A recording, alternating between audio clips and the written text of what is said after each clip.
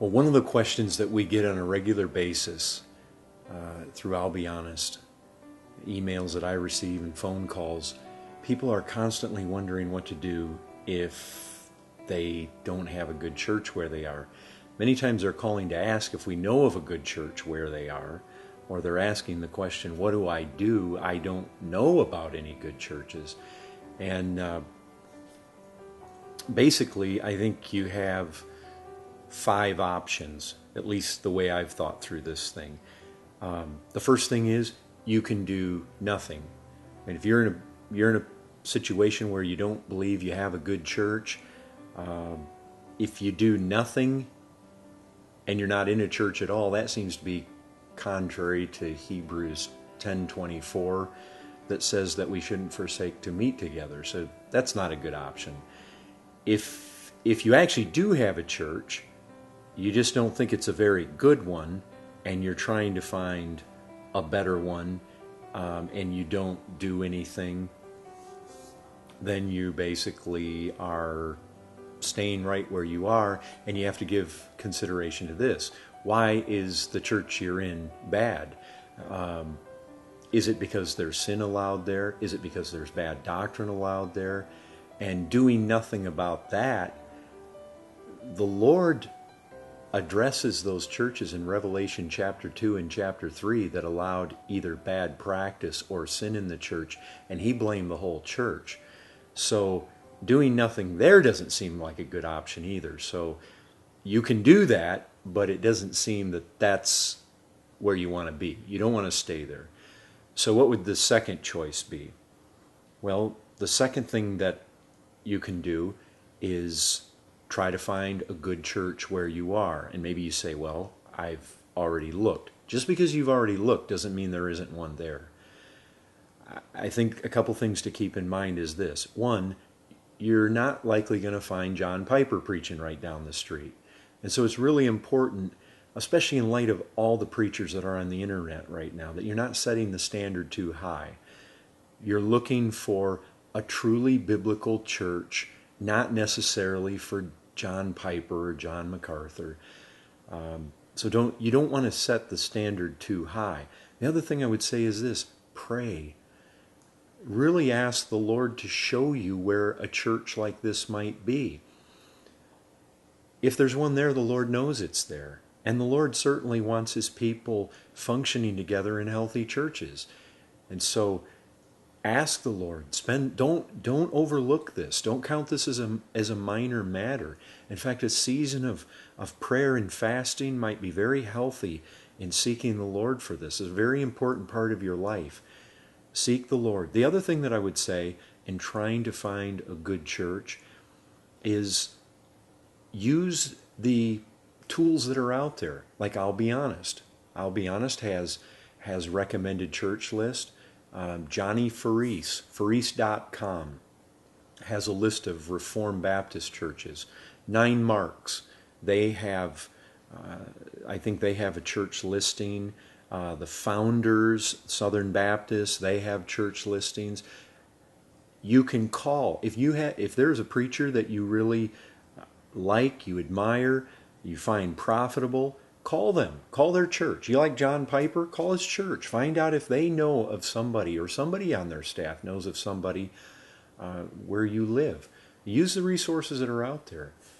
And the other thing is, it's really important, if you're going to look for a good church, that you know what a good church is.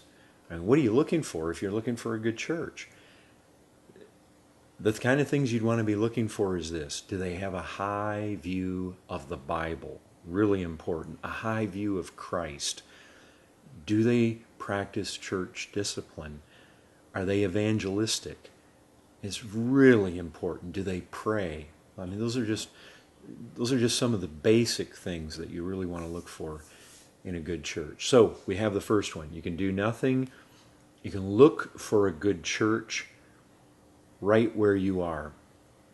Another thing that you might think about is you could start a church where you are.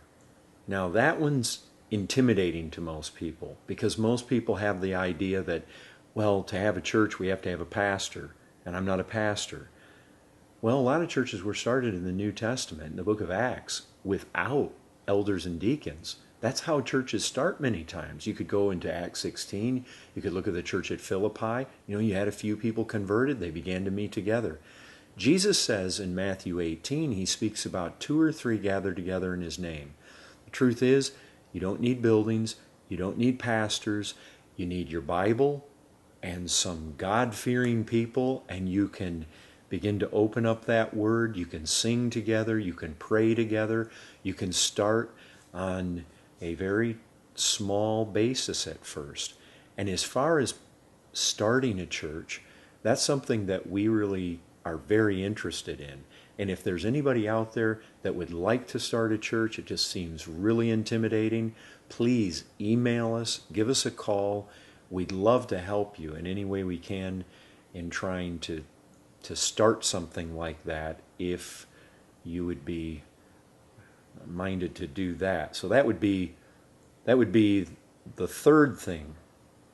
The fourth option that you would want to consider would be, if you are already in a church but you don't think it's a good church, you could seek to reform that church from the inside. Rather than just try to move on somewhere else, you can seek to biblically try to initiate the changes in the church that would bring that bad church into the condition of being a good church.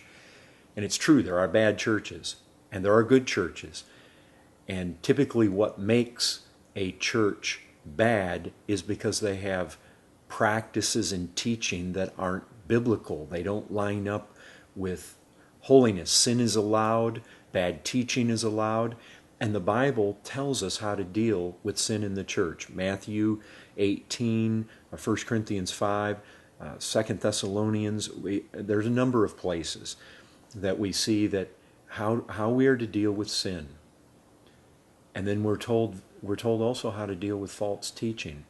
And by the way, even if the error or the false teaching is in the leadership, the elders, the pastors, it can be approached. It can be dealt with. The Bible gives us the way to deal with that. You would want to carefully study 1 Timothy chapter 5. It tells how to approach elders, how to rebuke elders. There's even a place for publicly rebuking elders. If you're going to try to reform a church from the inside, you need to count the cost. You're going to need to be very prayerful. You need to be humble. You need to pick your battles extremely carefully. You need to seek to move through the biblical passages and the biblical processes for carrying this out.